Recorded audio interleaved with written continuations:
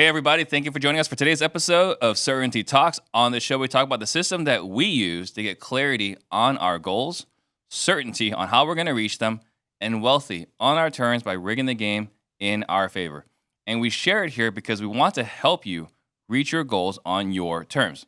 You've been told to scale and buy all these products from each way, often from good-meaning people. So it's not your fault when you look around and wonder, why am I not where I want to be in my business? And as our mentor and business partner, Dan Nicholson, has said, the biggest risk is that we don't get what we want out of life. It'd be a massive shame to go through all this effort and not have anything to show for it. So also got my good friend and business partner in the Whale Club here, Mr. Paul Sparks himself, not only a successful real estate investor, but also a certified certainty advisor. So guys, if you get value out of this show, please hit the subscribe button right now. That way we can help more people become wealthy on their terms. Title for today's show is How Elon Musk Rigs the Game in His Favor, and you can too. But before we get into it, 6-word updates. What you got, Paul? 6-word update today. Offer submitted on new triplex development. So, had a lot of deals for the last couple of months. I'm always antsy. Like that's one of my biases. Like I want the next deal. Like I'm on the hunt, and we've had to say no to quite a few deals. But yesterday we finally submitted an offer on a triplex in Sloan's Lake, which is my favorite neighborhood in the city. It's a really high end neighborhood. So hoping that gets accepted. And I'm in the process of raising money. So I'm looking for more investors. We've tapped out on our own money, right? So now we're looking, if we want to do more deals, we've got to raise more money. So yeah, if you guys have heard us talk about solvable problem on this show, obviously one of the things that I do is I help my private lenders accomplish their solvable problem through real estate by passively investing in my deals. So if you are looking to passively invest in deals and you want to learn more about how our program works, reach out to me. I'd love to share more about these next couple townhouse projects and how that works and how you might be able to partner with us on those. Awesome. Perfect. Subtle plug there. Sorry. Yeah. No, you're all good. For me, my 6-word update is time and randomness are undefeated.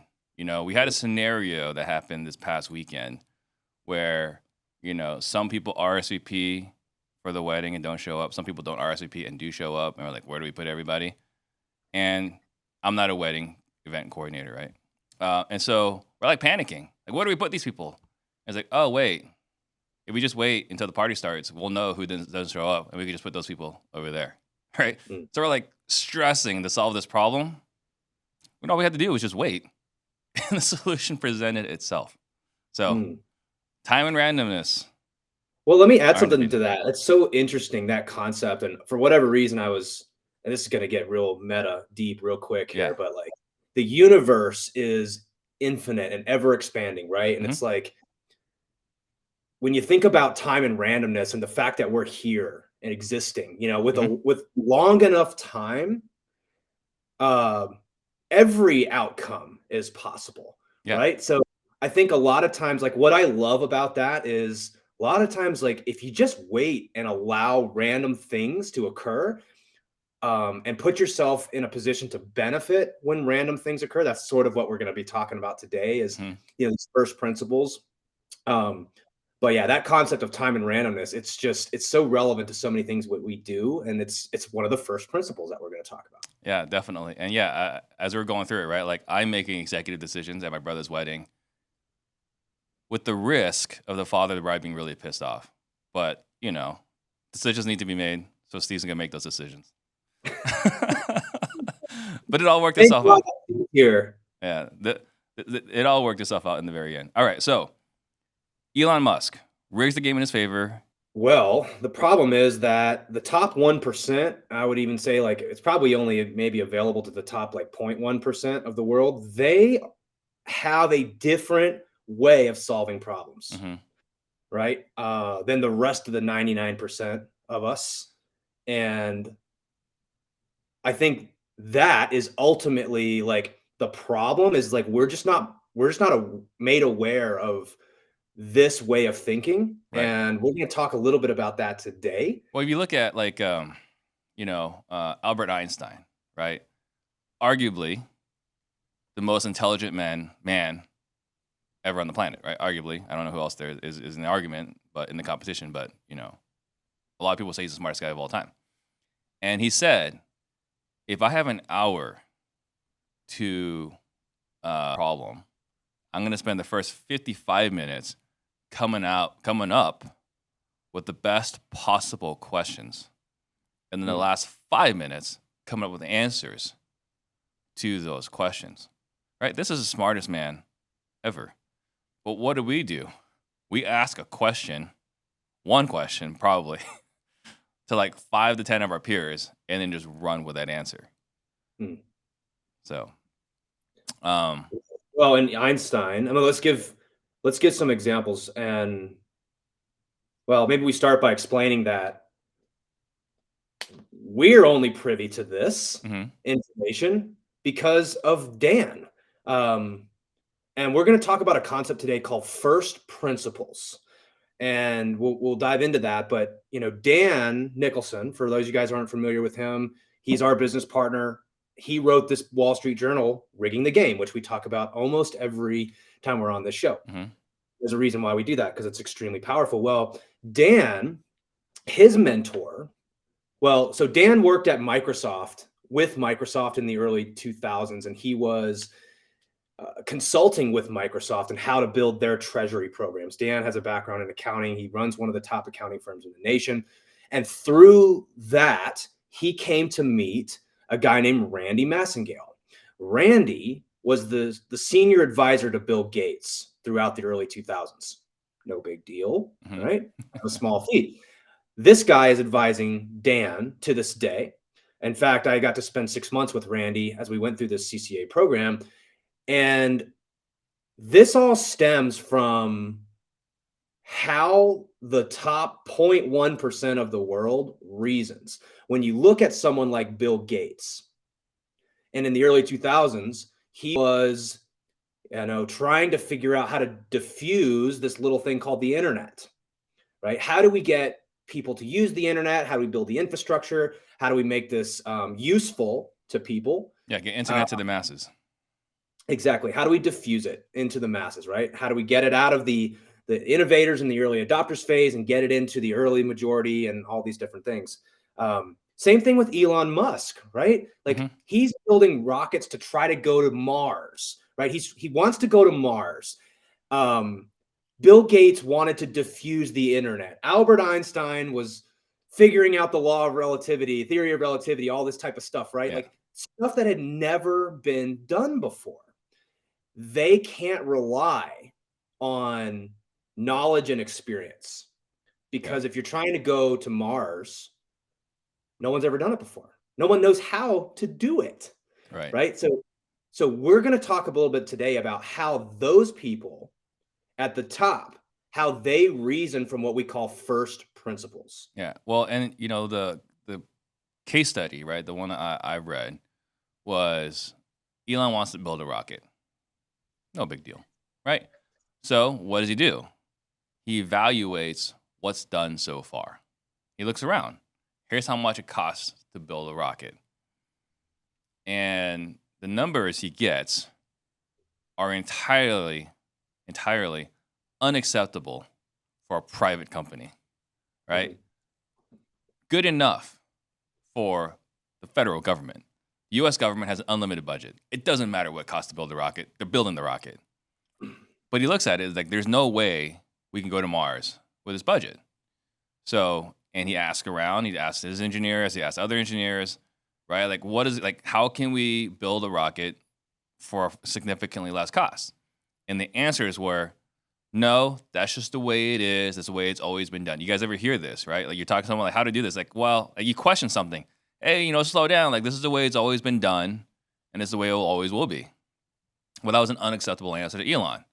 So he's like, okay, well, what's involved in building a rocket? Just break it down to the core elements. And when I say elements, I mean like the chemical elements, right? What do you need, and what can we buy that for? And he found, instead of hiring and building the way the U.S. government does it, from this vendor, from Boeing and all these other major military contractors, we can just buy all the elements ourselves at wholesale prices and just rely on our engineers to build it better than the government can. And he was able to, I think he was able to build it for less than 20% the government pays to build a rocket. And he did that with SpaceX. With SpaceX. But there's another component that we should touch on too, which is that, and that is exactly right. Like boiling it down to the core, because Elon he's just such a great example of, well, of course, maybe let's go collect the information, right? Let's see what's been done. Mm-hmm. And everyone else is telling him, of course, well, this is how it's done. Remind you of anything in real estate, right? This is how it's done. Well, by breaking it down to the core fundamentals and reasoning from the bottom up, again, what we call first principles, he was able to do that. There's another point around batteries. Batteries were a key missing component for what he's trying to do. He's trying to colonize Mars, right? Yeah. I mean, what a freaking goal to set. A lot of times we think we have high goals. It's like that's a pretty high goal, lofty goal to say. Yes. And so the problem was that the batteries at the time were not capable of doing what he needed to do. So the question was like, and you mentioned it, like with the rockets, right? We boil it down to the basics, and he did that with rockets. But then he also said, well, crap, I need batteries. Mm-hmm. Like I need a battery that can support this. And it just was way too cost prohibitive to build an entire giant building and make all these batteries. Like the economies of scale weren't there. Yep. And then, go ahead. Well, go ahead. No, go ahead. I was to say, like, and again, just reading that one paper particularly, he talked about like he was a PhD student in physics, and he's like, yeah, that wasn't for me. But the one thing I learned was the concept of first principles, and that's what we're talking about here. So you're mentioning, it's not just Elon, it's not just Bill Gates, but there's a handful of books you read on this. Yeah. I got a lot of books on this, and this is like what I spend my time reading. I don't know if you guys have ever heard of like Ray Dalio's book Principles. Yeah, the most successful hedge fund manager of all time. Exactly. I mean, the guys at the top, they're reasoning from principles and frameworks from the ground up. I even, the Daily Stoic, like Stoicism has been around for years and years and years and years, thousands of years. Mm-hmm. Right. So what I like about Stoicism is they're talking about fundamental truths of humanity and people. We have one of my all-time favorite books, Anti-Fragile, Nassim Nicholas Taleb. He's talking about fundamental principles, first principles that exist in the world. Robert Greene talks a lot about like the 48 laws of power, the laws of human nature, different stuff like this. You have Robert Cialdini, who's talking about influence, right? Mm-hmm. Daniel Kahneman, who we reference all the time, talking about thinking fast and slow. I mean, there's all these examples of authors and people over the years who are writing about their principles, the laws that they've observed about humanity or about the world and different things like this. And if we can learn to sort of adopt that mindset, like all of these people, what they've done is they've given language to all of their principles and tools, and they're describing how they reason from the ground up. Right. And that's what I think that we're trying to convey with this show, right? That's what rigging the game is for us. These are the first principles that we use to guide our decisions in the same way that all these authors and Elon Musk, right? These guys are doing the exact same thing. And that's the difference in my mind that separates the 99% from the 1%. Sure. So then hopefully, if everyone is listening, like they kind of get an idea, a feel of what the first principles mean. So then how does this even apply? So we talked about the what it is. So like, let me finish my like Elon Musk example, because like, he needed batteries. Mm-hmm. So this isn't a great example. So what does he do? He can't go just build batteries for his rockets. And so what he says is like, I'm going to go build a car and I'm going to price it. Like, what was the first model? Tesla was like the Roadster or something. Yeah, like they had the Tesla Roadster. It was an exotic car. It looked like a Lotus. Exactly. Yeah. And he's pricing it at like a point that it's not mass market. It's just for people that like think it's super cool. People with stupid money. People with stupid money that think it's cool. Yeah. Why? Because we can't make a mass market product until we've got like traction, right? Mhm. Can we even sell these? So like he used Tesla as a way to create this high-end product that turned into what is it? The model? I'm not familiar with Tesla. I Yeah, know so you they are. So went with the Tesla Roadster, and like for like 4 or 5 years, they kept working on the next car, which was the Tesla Model S. And the Tesla Model S was prohibitively expensive when they first came out. I still remember like test driving one. It's like I'm gonna buy one of these one day, right? The Tesla Model S. And it was like 135 grand for the performance model, you know.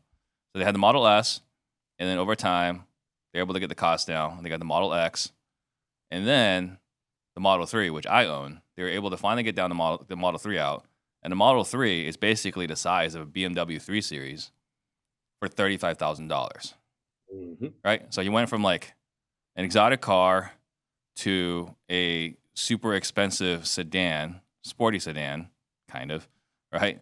To an SUV, to a Model 3.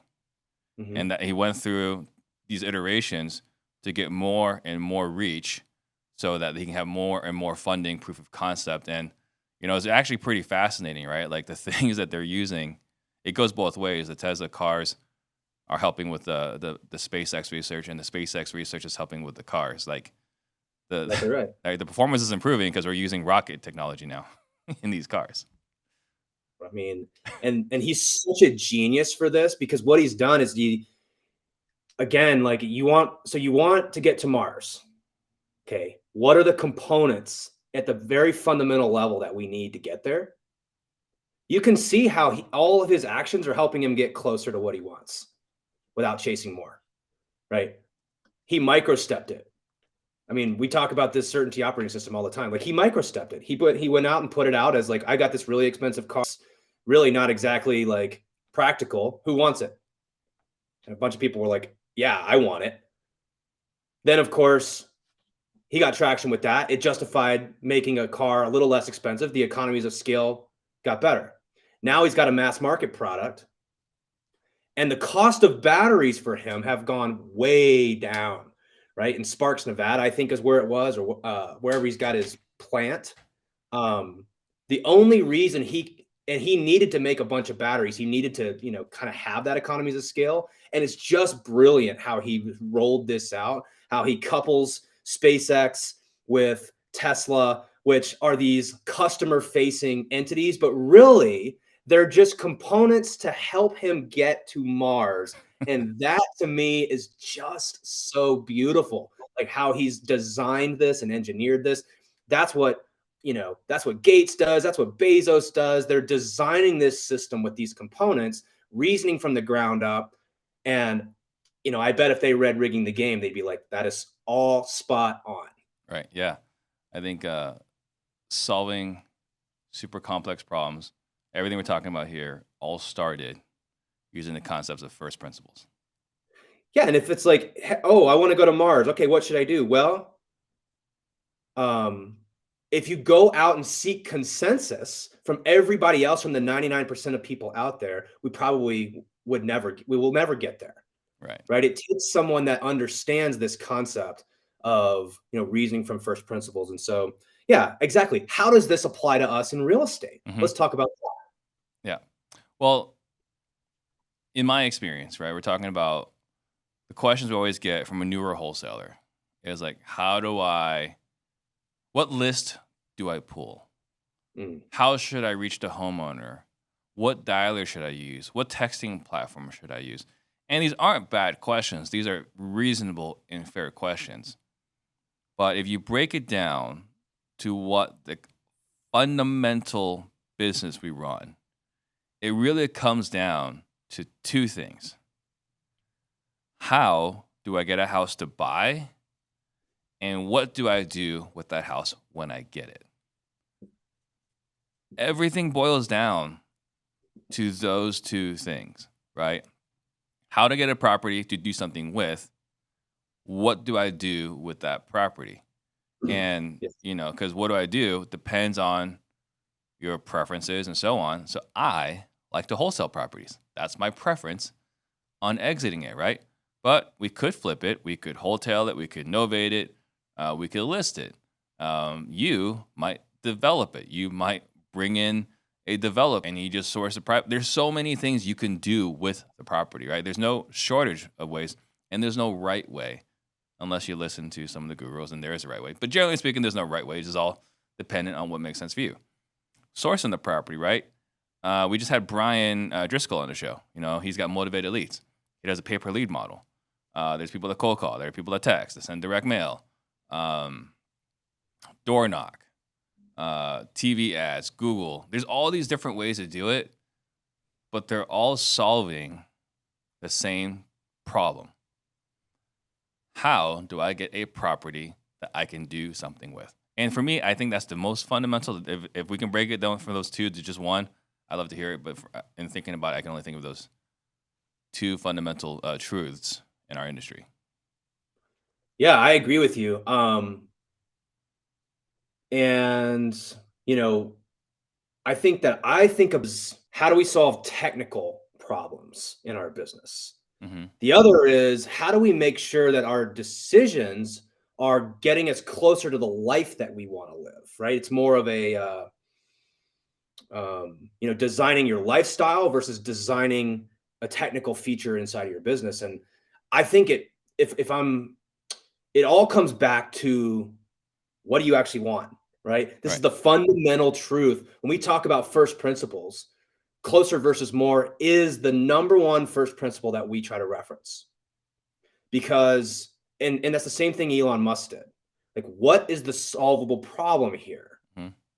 Him, it's a technical thing and it's a life thing. Like, he wants to get to Mars. That's the problem that we're trying to solve. Okay, great.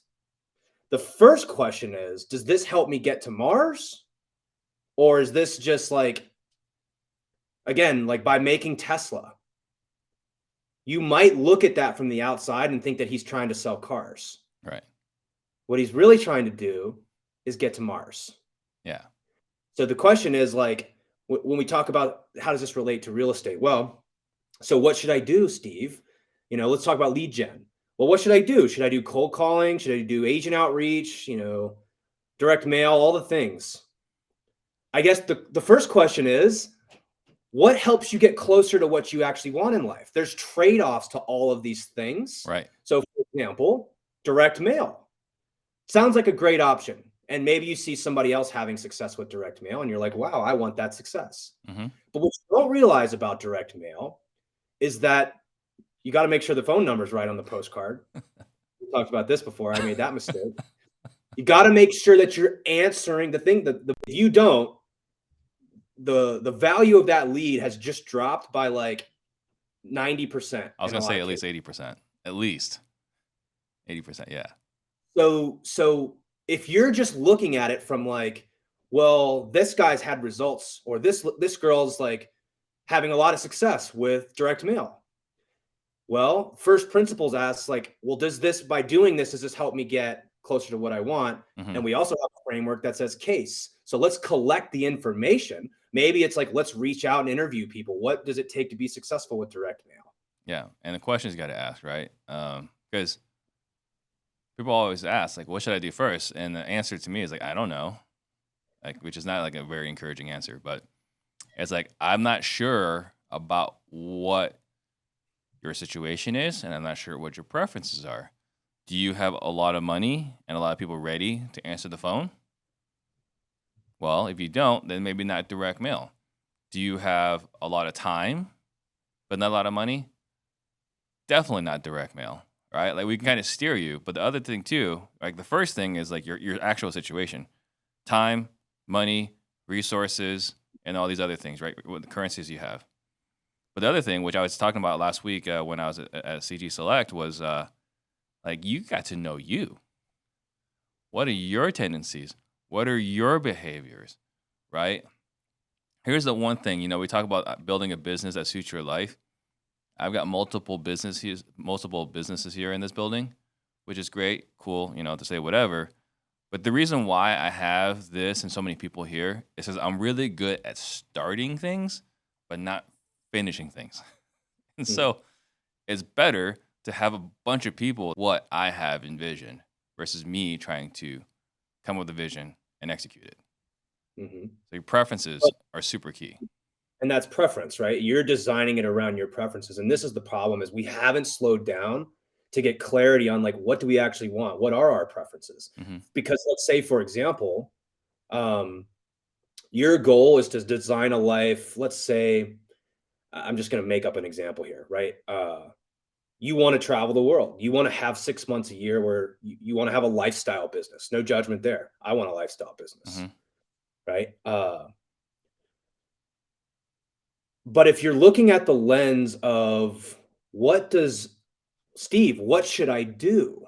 What should I do? Well, if Steve doesn't understand that what you really want is to travel 6 months out of the year, then, you know, he might make a suggestion. Let's just say you want a lifestyle business. You want to travel 6 months a year, right?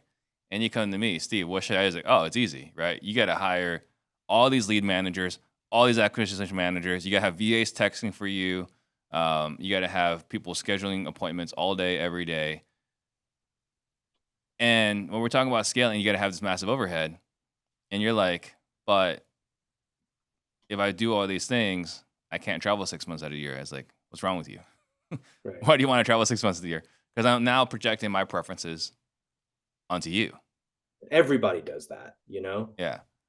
So yeah, that's what we mean by reasoning from first principles is like, well, what's the most important thing to you? Well, it's to be able to, be home by 5 p.m. so I can spend time with my wife and kids or whatever. Yeah.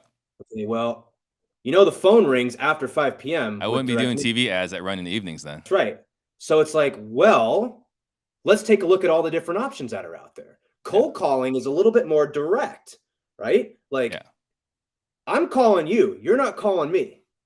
Right. We can And control when that conversation is occurring. yeah, so it's like none of this is right or wrong.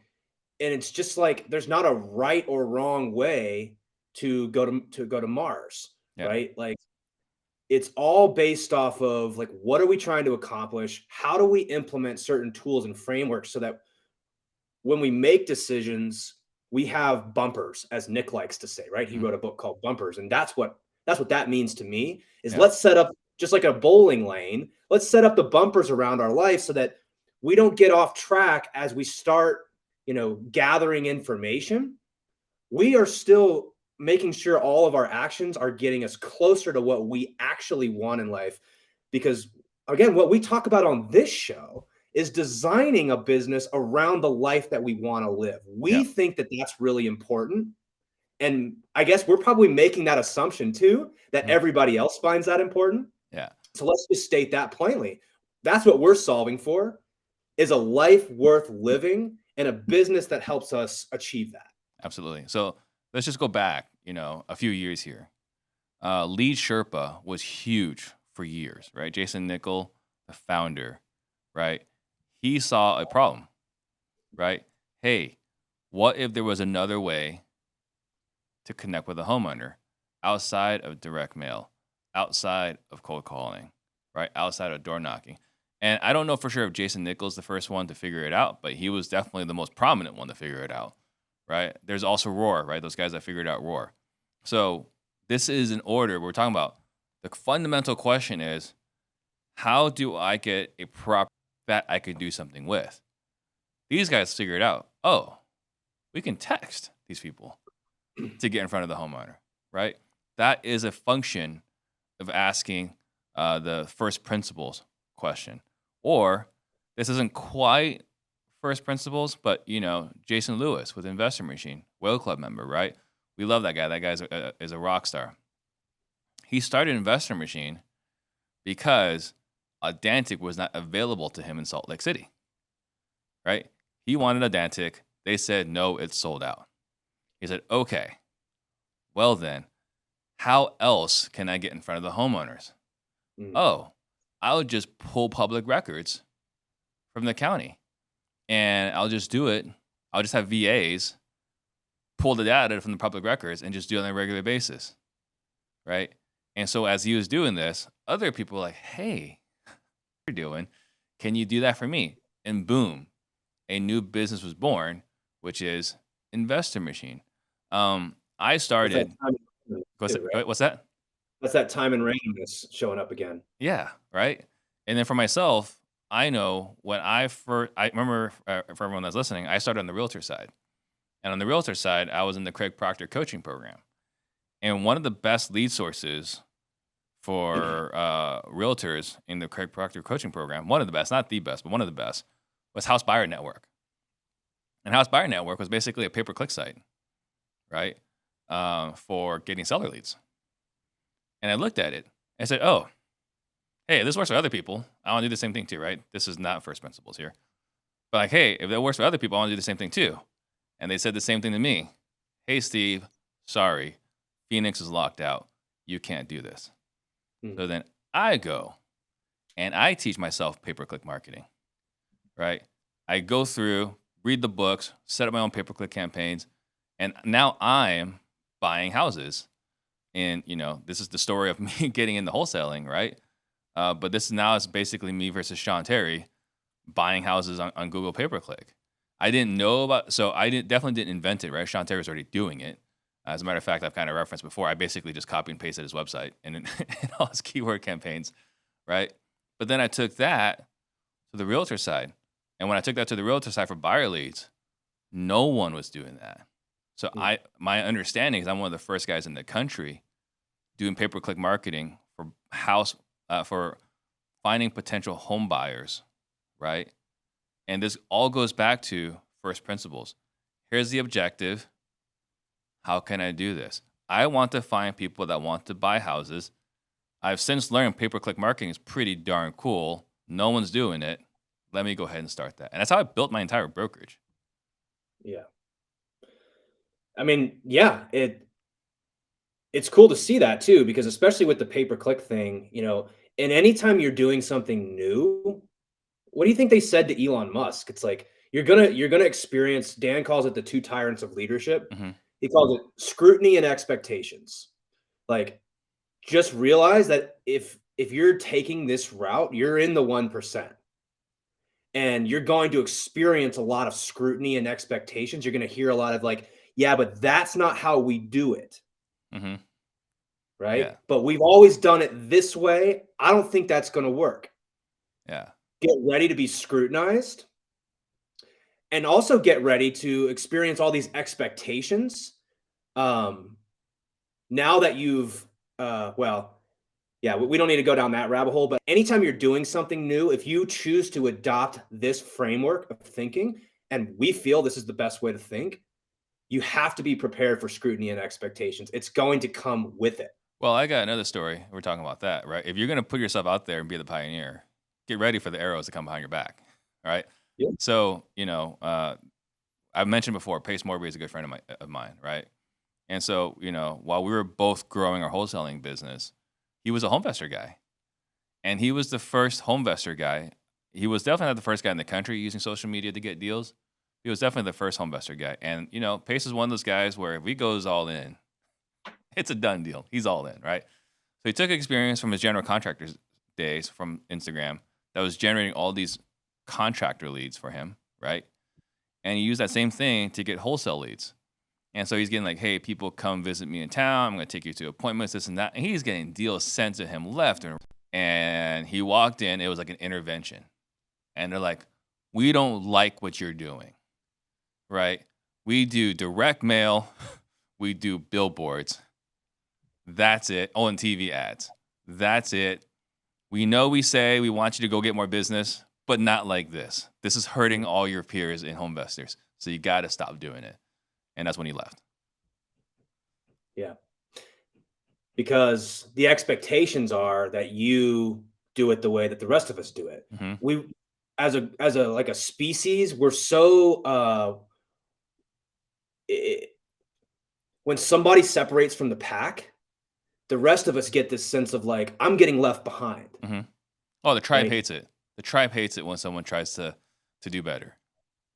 That's right. So just know that that's coming. Like I said, if you choose to subscribe to, principles and Robert Greene and Robert Cialdini and Nassim Nicholas Taleb. There's actually another book that I couldn't find before I got up here today, but it's called Range by David Epstein, and it just talks about how people that have a very broad, diverse background. So they were an engineer, they were a realtor, they were now a sales trainer. Now you're a big investor and you're doing podcasting. You have a very like broad range of industries and experiences and things that you've been a part of.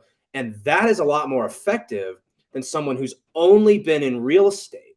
Because if you've only been in real estate, you have a tendency to conform to the way that it's always been done.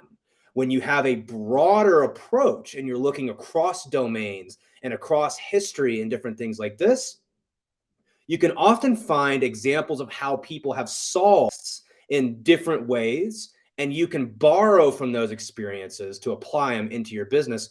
And that is a first principle. We call that T learning versus I learning. And this is a concept that came out of Stanford. Makes us sound super smart to say that, but like that's what we mean is the top 1% is learning how to think like this. They're learning how to think in the T. So just like with Elon Musk, you're trying to go to Mars. It's funny. It may be look at other industries and let's observe what other people have done, because no one's ever gone to Mars. We don't have an eye to look in. It's funny you say that because there have been conversations recently where like, hey, we're gonna be doing this, and like the engineer, like I have flashbacks of my engineer days, like, and you kind of like see around the corner, like, hey, I just want to let you guys know if this is the direction we go, that's fine, but we're probably gonna run into this challenge here, and it's just from back in the engineering, project development, dealing with a bunch of big egos, arguing about which is the best way to move forward. It's like there's this. We're going to run into this right around the corner. I'm good with it. I just want you guys to be prepared when this does happen. And you're going to experience scrutiny as well, because everyone's going to say, you can't stick with anything. You're jumping around from thing to thing. You went from, you switched your major in college from finance to engineering, and then you got into real estate, and now you're doing podcasting and sales training, all this stuff. You just can't stick with anything, Steve. Right. And I would argue all those things have been immensely helpful in understanding human psychology and making me a better sales trainer.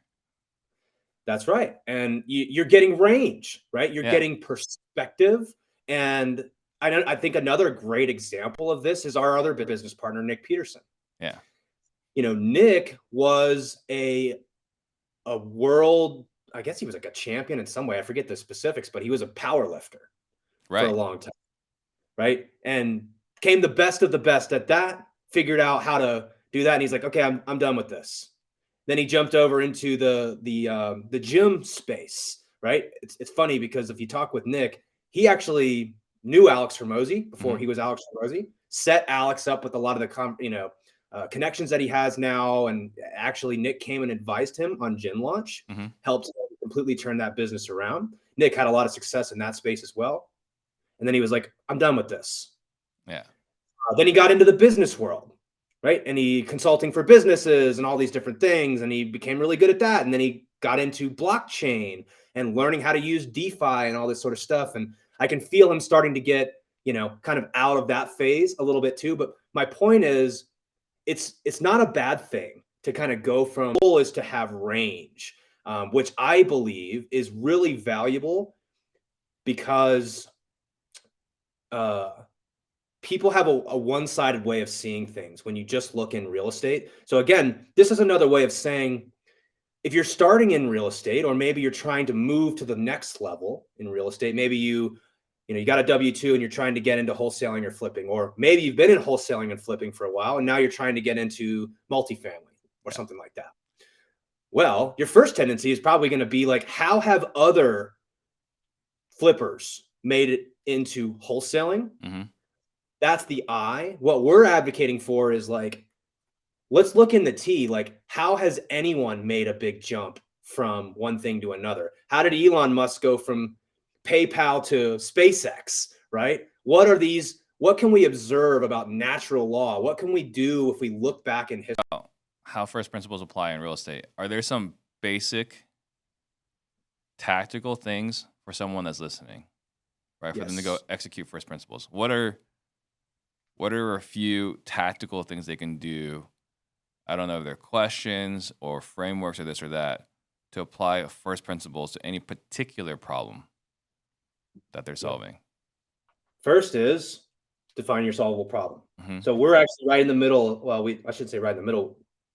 Wednesday was our first call with this most recent group of whales that come into our whale club.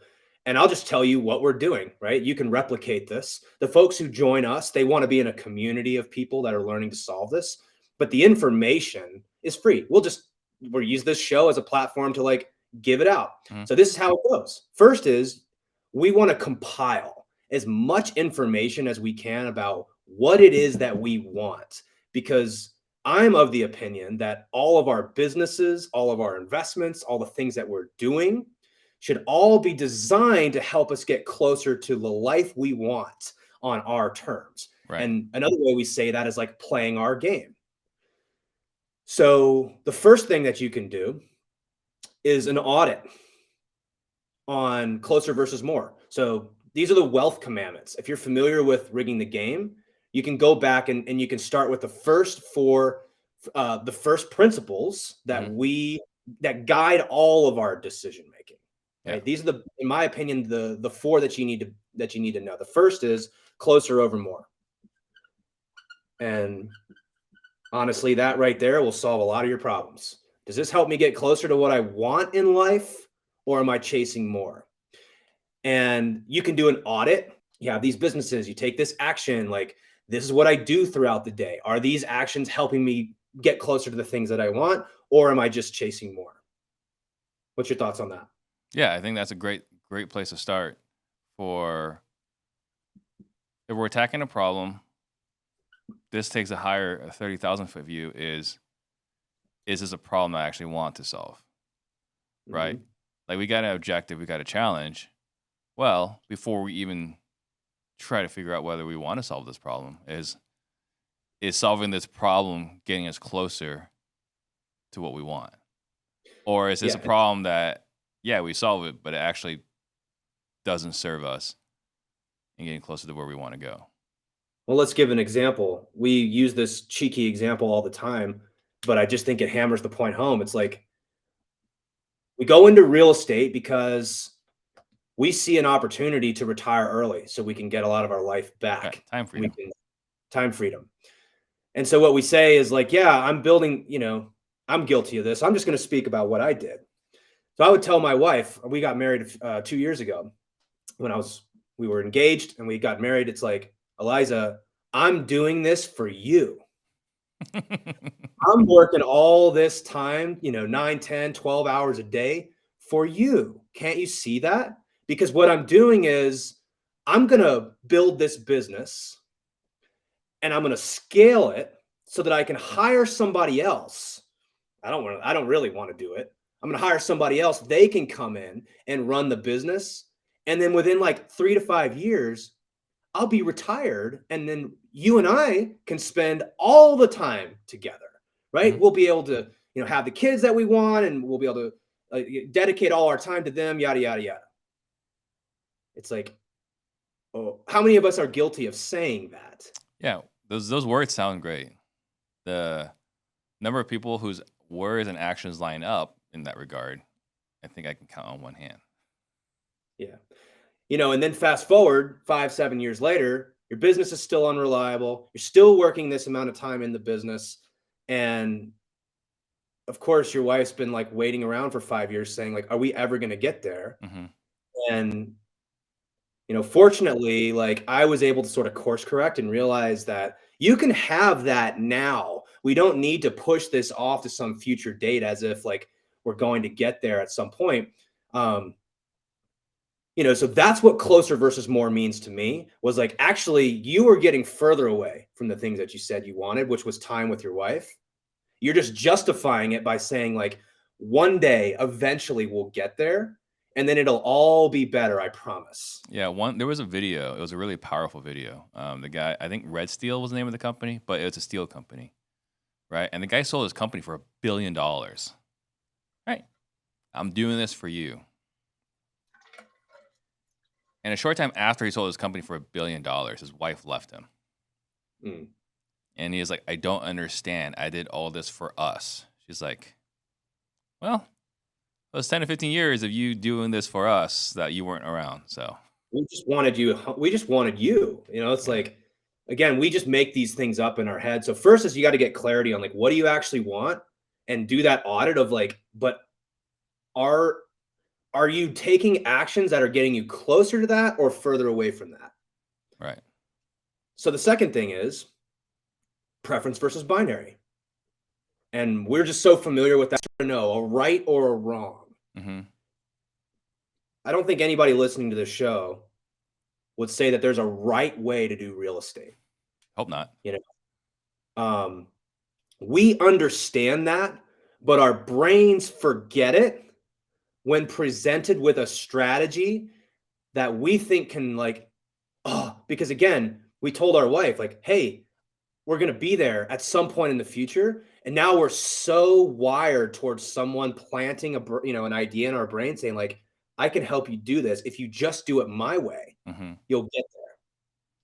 So we have to realize that the most, I would say 95 or more % of the decisions we make in business that I've made, at least, were not right or wrong. It was preference based. Is there a right or wrong way? That's what it is. We need to get a homeowner to sell us the house. Number two is we need to find someone to sell the house to. Right. Is there a right or wrong way to get the homeowner to sell us a house?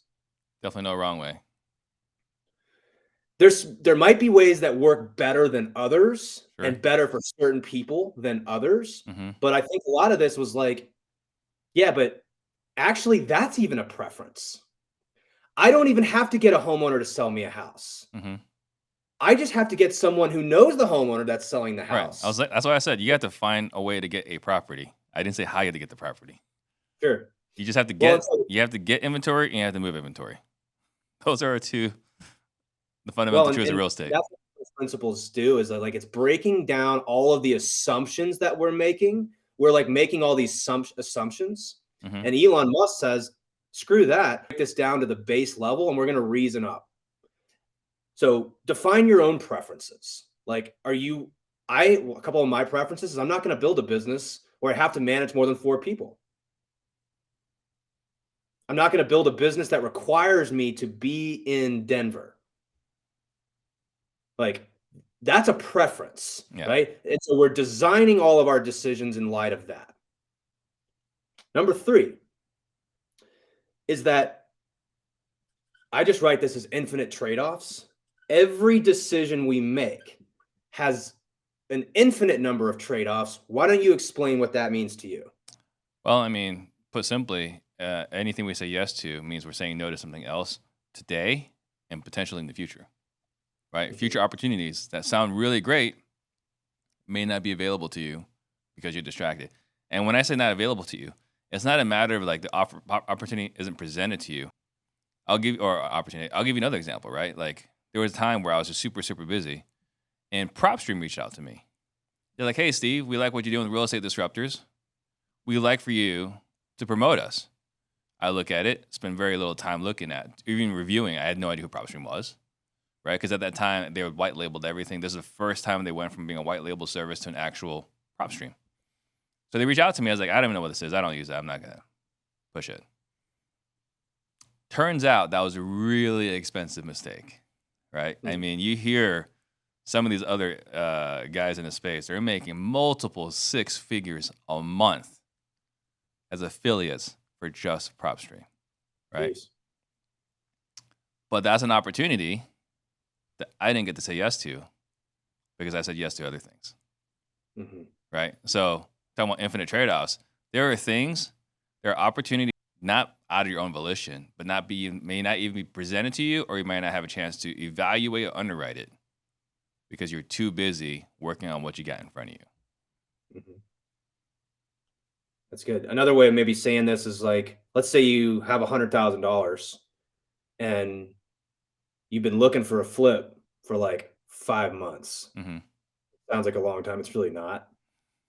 And all of a sudden you're feeling like, I got to buy something because I got to put this money to work. And you're just, you're so anxious to get into the game that you buy a deal, right? It's kind of like the seller that's like desperate at a certain point and they end up selling, Mm-hmm. right? Like eventually the pain gets so bad. Well, eventually the pain gets so bad that you buy the first deal that seems like a deal. And then a month later, an amazing opportunity comes up. You said yes to that first deal, which is a mediocre deal, maybe, but you're just so anxious to get in it. Now your $100,000 is tied up on that deal. You've just eliminated all other options. I think of this as like opportunity cost. Mm-hmm. So Unplanned opportunity cost. Yeah. yes, and that's a first principle. That's a universal truth that by saying yes to one thing, you are theoretically eliminating an infinite number of things you could have said yes to Mm-hmm. had you not said yes to that one thing. Right. So we have to hold all of our decisions to account. That's sort of the point there is like, um, if you don't have the life that you want, well, guess what? We have the same time in the day as Bezos and Musk and Gates and all these people. It's I think it's more about the things that we're doing that they're not doing, right? We're saying yes to these things. We're opting into these decisions that we think are going to help us get closer to what we want, but they're not. And now our resources are tied up. And so even if a better opportunity came about, we can't take advantage of it because we're so committed to this, decision that we made. Yep. Last one is from, Dan says this is asymmetry to the upside. Mm-hmm. Nassim Nicholas Taleb calls this a barbell. The famous Stoic philosopher Seneca called it a bimodal strategy for risk domestication. So language is an interesting thing, right? But this is a universal truth. What that means is that asymmetry to the upside, what that means is if we can make bets that have a higher upside than they do downside, then more often than not, our decisions will be good, right? We'll make more money, or we'll have more success in whatever that means for you, right? So if we can look for opportunities where we have asymmetry, that's a good place to start. Let me tell you about a place that I was making bets where I had asymmetry to the downside. I had a wholesaling business that was spending about 40 grand a month. On our best month, we made $80,000 in revenue, which means Paul put about 10 grand in his pocket. Oh, 80 grand revenue, 40K spent was 10 grand in your pocket. Yep. I only kept about 10 grand out of that because I was paying all these, Commissions. I had all these operating expenses, but then I had to pay the salespeople and then I got to pay off debt that I had. Really, it was only like, maybe $10,000, $15,000 per month when we hit 80 because I had all this overhead. Yeah. So that was my upside. My downside was we just didn't have any deals come in. Like we had a goose egg, which was entirely possible and happened many months. So I would lose More often than we would like. Yeah. So you tell me, is that asymmetric to the upside or to the downside? I wouldn't say it's necessarily asymmetric to the downside, but it's definitely closer to the downside than the upside, right? This is what you describe is what most of us entrepreneurs have been doing forever, which is basically like you're playing blackjack. Some days you're going to double your money. Some days you don't. Some days you just lose, right? I bet 50. I might get 100. I might get 0. And I'm going to keep playing this game over and over again. And in the long run, I don't have a lot to show for it. Mm-hmm. It's kind of how most business owners run their business. And there's no judgment because we've never been taught otherwise. Yeah. Right? We've always been taught like, hey, you want to shoot for like 25% profitability. The best operators are like 45%. The worst operators are 0 or 10 or whatever. But no one says like, hey, you should only take bets. Right? We could play blackjack and like it was 20. If I bet 25, I get 100 if I win and 0 if I lose. That's asymmetric to the upside. Mm-hmm. But the way we run our business, most of us is $50 on the table, 100 if we win because we just get 50 more, and 0 if we lose. So either we win 50 or we lose 50. That's how most of us run our businesses. Yeah. Well, yeah. And so, what did I do about that? Well, I switched my business towards by reasoning from first principles. What I realized was like the number one currency that I wanted more of was relationships. Um, relationships with you, relationships with Dan, relationships with Nick, relationships with Dr. Jeff, relationships with other investors that I'm, colleagues and peers and family, friends, all this type of stuff, right? That's how I get paid.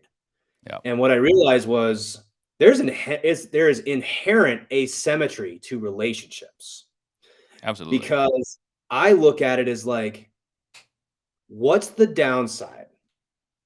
You know, um, usually it's not like losing a bunch of money. I guess I could make a case that you could lose money from relationships.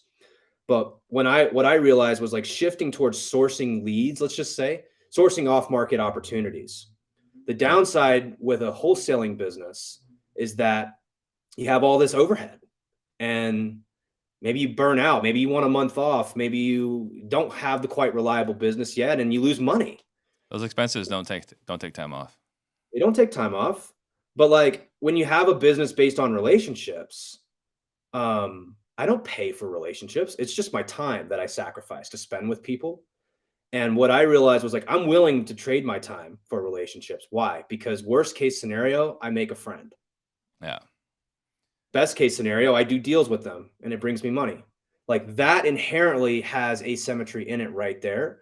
And I've been running my business off that for the last year. And we've made more money in the last year than we have like in the 2 years I was doing this prior because I've just designed it from first principles the way that I define success. well, I think if I remember correctly in our previous conversation, you made some more money year to date. So in the first 5 months of 2023, than you did all of 2022.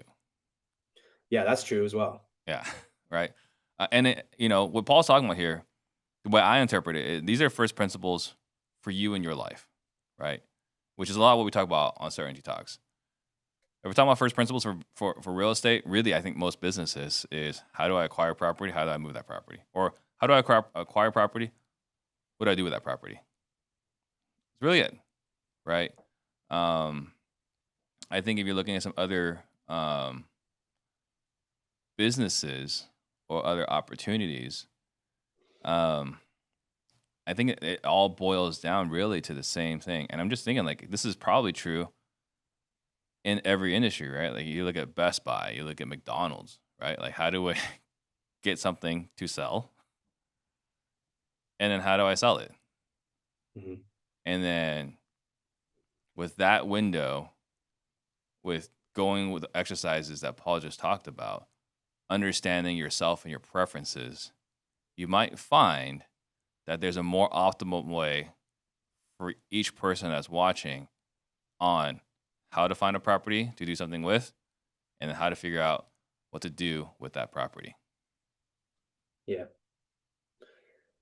So there's a couple ways you guys can go about this. And like I'm sitting here with 1, 2, 3, 4, 5, 6, 7, 8, 9, 10. Like we all have bookshelves. Hmm. Like you can go read for depth, right? And breadth, right? You're reading the people who are talking about the laws that govern the world, right? So if you're fans of like Ray Dalio and Robert Greene and Robert Cialdini and Daniel Kahneman, these like Nobel Prize winning thinkers, if you're a fan of Elon Musk, if you're a fan of Albert Einstein and like the things that these people have been able to accomplish, there's a reason why they were able to do that.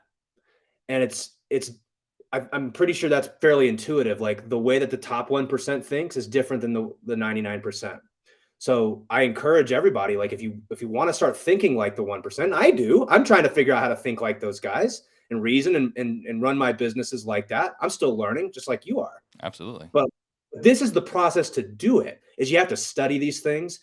And what I love about what Dan did is he just kind of took everything that's in all these books and summarized it in rigging the game. Yeah. If you want to rig the game, you got to reason from first principles. And the way you do that he outlines in what he calls the certainty operating system.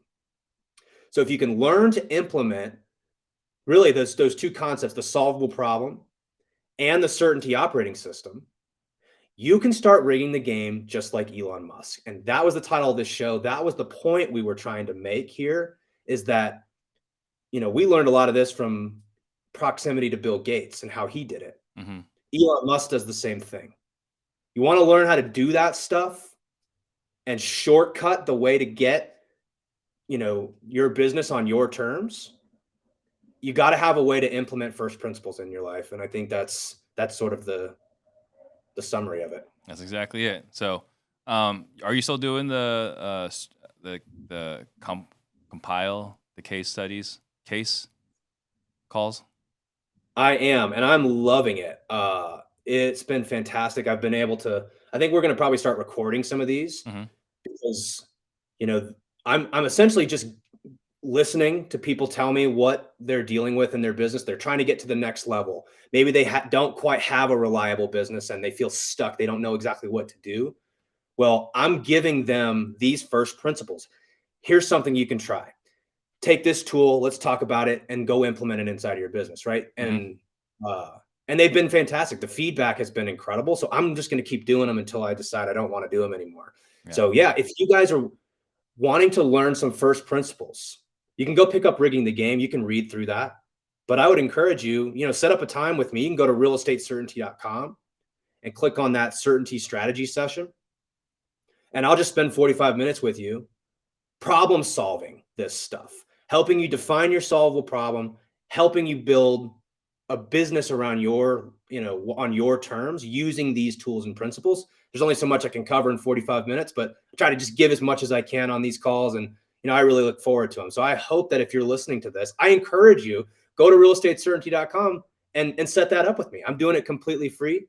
And they've been beneficial for me and beneficial for the people I've been doing them with. So hope to see you guys on there. Awesome. Very cool. Hope you guys enjoyed today's show, and we'll see you guys next week. Bye, everyone.